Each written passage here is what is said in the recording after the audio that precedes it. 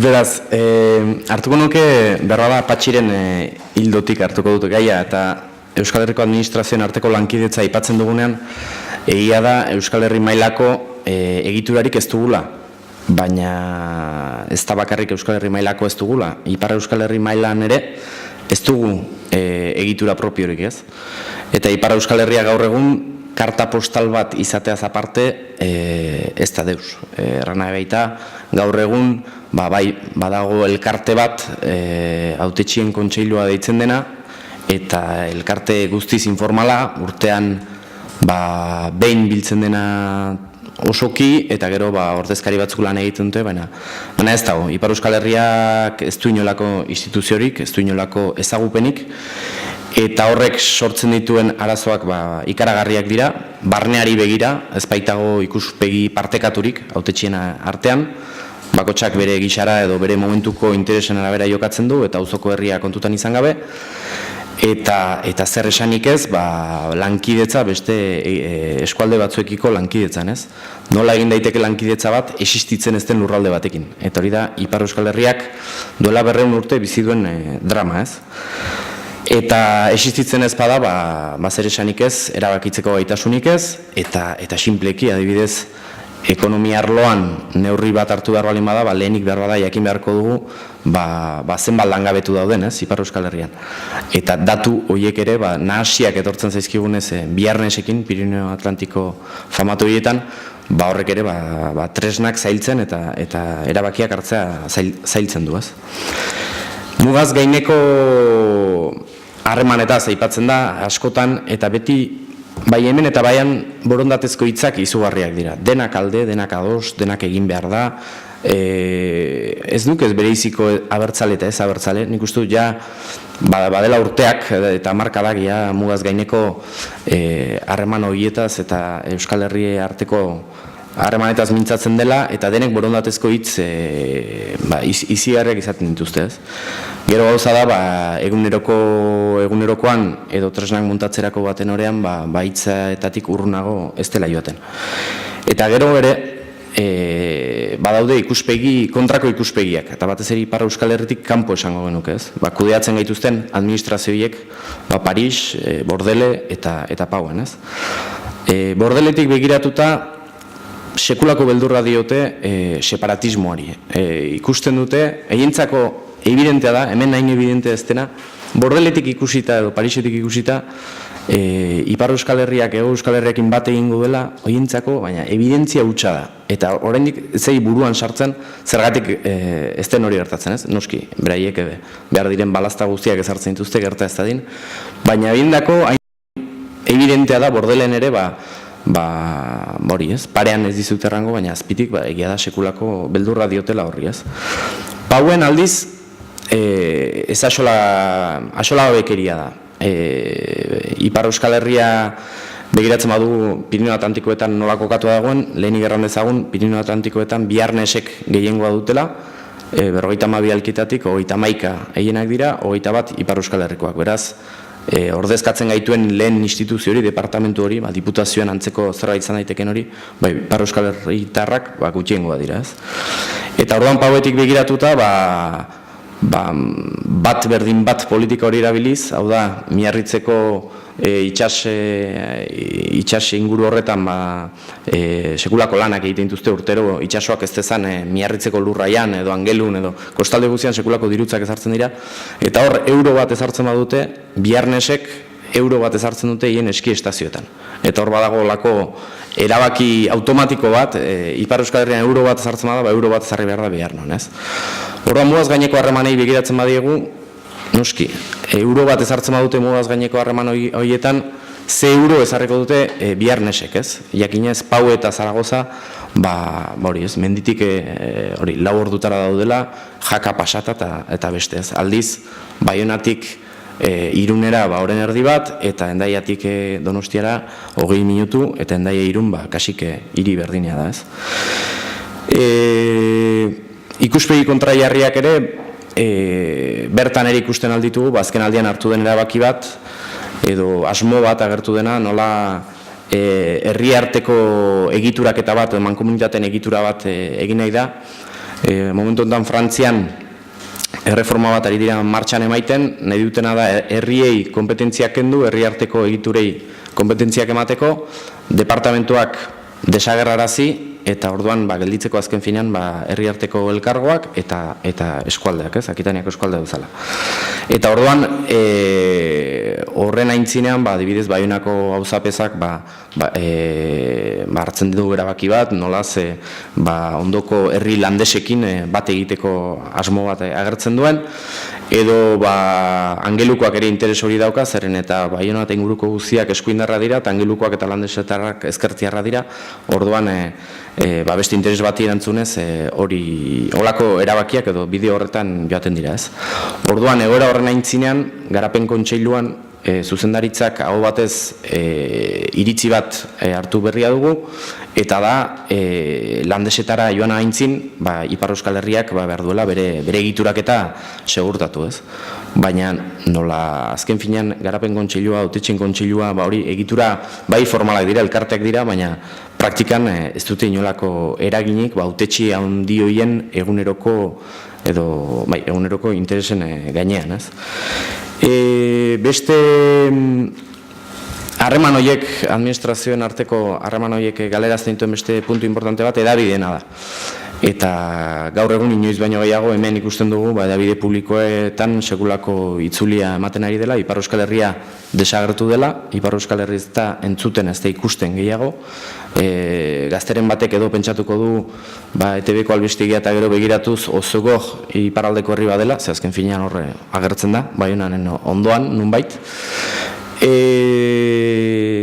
Eta gero, denek badakiguna, baina askotan barre bezala egiten duguna, baina da, izugarrizko asimilazio politika martxan dagoela duela 100 urte gure aldean, eta hemen ez dakitzen bate hamarkada izango diren, eta gutxi gora bera jaten gaituena, txantxaka, gu frantses egiten gaitu, eta hemengoak espainol, Eta hori, azken finean, gauza oso sinpletatik heldu da, Eta da, azken finean, referentzia kulturalak berak, edo gure gurasoek txikitako kantuak zeintzu dituzten, askotan frantses edo espainol referentziak izango dituzte, eta hori azken finean, jaten gaituen politika bada, Eta gero aldiz, aipatuko nuke ere, modaz gaineko edo administrazioen arteko arazoak esplikatzeko ere, eta hori benetako arrazoi bat ere izan daitekena da egitura ezberdinak, Akitaniak Euskal Autonomia Elkarteak baino biztanle gehiago ditu, eta aldiz bere aurrekontua 10 aldiz txikiagoa da, Beraz hor ere lankidetza arazoak sortzen dira, baina hori askotan aitzakia bezala aintzinean ematen da. Azken 10 urteotan hainbat ahalegin egin dira. Egia da, saiatu dela gauza batzuk egiten, baina beti ororen buru ikusten dugu hitzetan gelditzen dela. Gauza bakarra aintzinatu dena behar da, Txingudiko konsortzio edo partzuergo hori da, enda Irun eta Hondarribia, eta hala ere maila minimo batean gelditu da, Patxik aipatu du xareta bezalako egitura bat, astapenean asmo honekin sortu zena, baina erdi geldirik dagoena, Linduz eta Horreagaren artean ere bazegoen, Erro Bailara eta Garazi artean ere bazeuden, baina uste dut finantzaketa batzuk gelditu zirenean, horiek ere proiektu guztiak gelditu zirela. Eta gero dugu Eurohiriaren asmoa, aspalditik aipatzen den Eurohiria, garai batean Baionan Angelu Miarritzek Gipuzkoako diputazioakin egin zutena, eta ikusiz horrek ez zuela aski indarrik hartzen Donostiare sartu zen, eta Miarritzetik mugarako herriak, Daidan Luitzun eta hori, eta horrek ere ez du funtzionatzen, ez du funtzionatzen, orduan, Markelek errango digu, lehen ardurak zituen eta ezin zituen gauzak esan, erresago esatean alko ditu, zeintzu izan diren, egon diren oztopoak, baina ikusten dena da horre ere, hitz asko egiten dela, eta urrats konkreturik ez dela ematen, garai batean, eta beti erranda, ez dugu elkar ezagutzen, behar dugu observatorio bat sortu, eta bar, observatorio sortu dira, mila ikerketa egin dira, hori ez gain gainera gaindigiak ere bere ikerketa bikainak egin ditu, gaur egun aitzakia da hori elkar ezagutzen ez dugula, elkar ezagutuko dugu horretarako urratsak egingo ditugunean, hitzezko borondatez gainez. Aipatu da lehen Akitania eta Euskadi fondo hori Nafarroarekin bat egiten zena, Nafarroak kendu zena, naiz horretara itzuliko. Instituzioetan beraz, instituzioak erran genezake gizartearekiko atzeraka daude, errango nukenik. Gaur egun, Baiona eta Miarritzeko rugby taldeak Donostian jokatzen dutenean, etxean jokatzen dute. Eta hori baino gehiago, borrokatzen dira Donostian jokatzeko, etxean jokatzeko. Eta hori ez du inongo instituziok lagundu hori klubek beraiek, interes ekonomiko dena alakoa, hemengo estadioak hainitzez handiagoa baitira, baina hori aintzina joan zen, ez? Doniban eta Hendaian ikasleen 130 Gipuzkoatik heldu da. Inolako laguntzari gabe ez ikasleentzat eta ez da eskolentzat, azken finean hor eskolek finantziazioa galtzen dute gertakizun hori dela eta. Mundu ekonomikoan duela gutxi bihartean sortu dute Gipuzkoako komertzio ganbarak eta Baionako komertzio ganbarak. Eta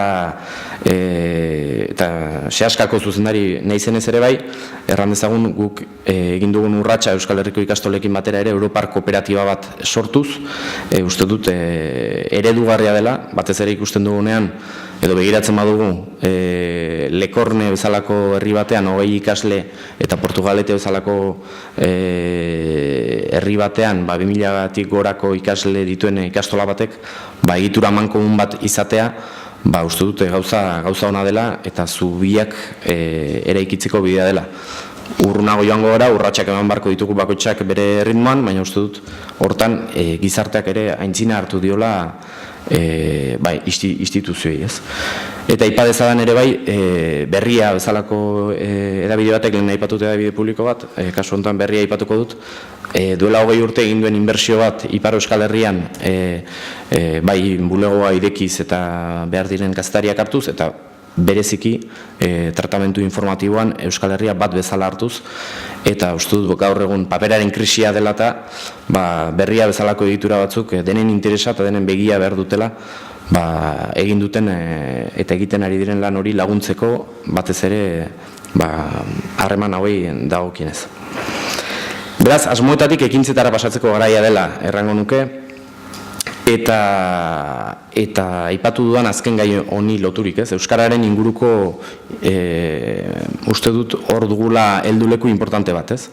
Egia da azken urtetan beti errandela, pena da hegoaldean frantsesa ikasi ordez hirugarren hizkuntza gisa, ingelesa ikasten ari da eta hango autetxek esaten dute, pena da hemen ere espainola ikasi ordez ingelesa ikasten dute hirugarren hizkuntza, datua hor dago, ez? Donostiako gazte bat eta Baionako bat elkartzen direnean, ez dute euskaraz hitz egiten, ez dute frantsesez hitz egiten, ez dute espainolez hitz egiten, ingelesez hitz egiten dute. Noski, hartzen baduzu ezagun, baina hartzen baduzu estatistikoki hartuko bagenu, bi gazte horiek egin komunikazio hizkuntza ingelesa izango lukete, ez? Uz diezaiogun batak besteak konbentzitzeari egintzazu frantsesez egintzazu euskaraz, ustut bide hori alferra dela eta ez dugula itzuliko, egoera hori ez dela itzuliko. Inbertitu dezagun euskaran, hori delako dugun altxorrik handiena eta hizkuntzaren aberastasuna eta dena delakoaz aparte, gure eskualdeen arteko lotura handiena egingo duena eta gehien errastuko duena. Urrats berriak ematerakoan, urrats txikiak ere aipatu daitezke, garapen kontseilua bezala, bai labur, bestek hitz egiten dutena luzeago dirudita ni. Ez, labur garapen kontseiluak bezala, hemen badago Konsejo Ekonomiko Sozial bat, pentsatzen dut ongi litzatekeela Nafarroako eta Iparraldeko ordezkariak ere bertan egotea. Ekonomi mundutik aipatzen da zonalde franko bat sortzearena, hau da, Euskal Herriko bidasoatik bi aldera sistema juridiko eta lan hitzarmen eta bez eta bestelako sistemak zonalde franko bat deitzen den hori, dena martxan ezartzearen ideia badago.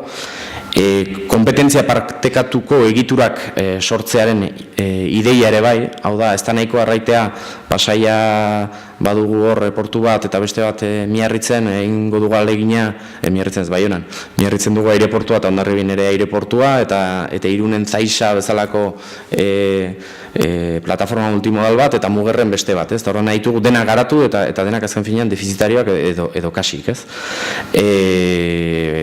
Ez da aski borondatea agertzea, baizik eta egitura, kompetentziak partekatzeko egitura behar dira eta lankidetza benetako hasi hortan. Eta, arlo guztietan izan liteke hori, lurralde antolaketa, garraio, hondakin, uraren kudeaketa, unibertsitate mailan ere Markelek aipatu du, Euskal Unibertsitatearen ideia bat zegoen, ea berrartzen den hori, edo Mondragon Unibertsitateak ere Baionan ireki balezake fakultate bat, ustut baudela mila gai Baionan bertan landu daitezkenak, ez? Eta azken hitz bat errango dut, Akitania eta Euskadi ari baitira, Markalek errandu bezala, euro eskualde hori, Groupement Économique de Coopération Territorial, euskaraz ez dakit nola itzuliko dugun, hor sortzear dago, bi asambleek errandute baietz, sortzekotan direla, estatuek ere errandute baietz, sortzear dago, baina beldur naiz hori ere oskola huts bat izango dela, lehen helburu gisa finkatua dute AHT-ren arteko lotura hori finkatzekoa ze batek momentuz trenbideak hartzen duen daiera eta besteak biriatura, beraz hori adostu nahi dute eta badirudi hortarako sortuko dutela, baina uste dute merezi duela hori baino asko zurrunago joatea, baditugu adibideak Frantziar iparraldean olako egitura sortu dituzte, ez dira bakarrik regioneak Belgikako Flandriarrekin lotu, baizik eta udalak ere bai eta hainbat egitura sortu dira, eta uste dut mereziko lukela olako egitura batek azpigiturez gain ere beste arlo guziak unkitu ditzan.